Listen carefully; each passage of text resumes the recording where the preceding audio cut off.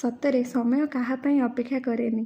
ବହୁତ ବର୍ଷ ପରେ ମୁଁ ମଝିରେ ଥରେ ମୋ ଭଦ୍ରକ ଅଟୋନମସ୍ କଲେଜକୁ ଯାଇଥିଲି, ଯେଉଁଠି ମୁଁ ଗ୍ରାଜୁଏସନ୍ କରୁଥିଲି।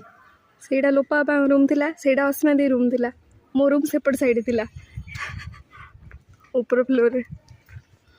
ଆଉ ଦେଖିପାରୁଥିବେ ଏଇଟା ହେଉଛି ପ୍ରତିଜି ଓମେନ୍ସ ହଷ୍ଟେଲ, ଯେଉଁ ହଷ୍ଟେଲରେ ମୁଁ ଗ୍ରାଜୁଏସନ୍ ଟାଇମ୍ରେ ମୋ ଭଉଣୀ ବି ରହୁଥିଲା, ମୁଁ ବି ରହୁଥିଲି। ଏତେ ଦିନ ପରେ ଦେଖିକି ପୁରା ଜେନ୍ୟୁଇନଲି ନଷ୍ଟାଲଜିକ୍ ମୋତେ ଫିଲ୍ ହେଲା। ଏଇ ରାସ୍ତାରେ କେତେ କ'ଣ ଯେ ସ୍ମୃତି ନ ଅଛି ମୋର। ଏଇଟା ଥିଲା ମୋ ରୁମ୍, ସେଇଟା ମୋ ରୁମ୍ ଥିଲା। ଏଇଟା ହେଉଛି କନିକା ହଷ୍ଟେଲ ଥିଲା। ଏଇଠୁ ଝରକାରୁ ଡେଲି ଗୋଟେ ଝିଅ ସକାଳୁ ଉଠିକି ମୋତେ ଡାକିବ, ପନିର ଗୁଡ଼୍ ମର୍ଣ୍ଣିଂ। ଆଉ ହଷ୍ଟେଲର ଜଷ୍ଟ ଫ୍ରଣ୍ଟରେ ଥିଲା ମୋ ଜୁଲୋଜି ଡିପାର୍ଟମେଣ୍ଟ। ସତରେ କେତେ ଯେ କ'ଣ ଚେଞ୍ଜ ହେଇଯାଇଛି, ଆଉ କେତେ ଯେ ବର୍ଷ ବିତି ଯାଇଛି ତା'ର ଠିକଣା ନାହିଁ। ସେଦିନ ସିନା +2 ପରେ ଜୁଲୋଜି ମୁଁ ଚୁଜ୍ କରିଥିଲି ବୋଲି ଆଜି ଏ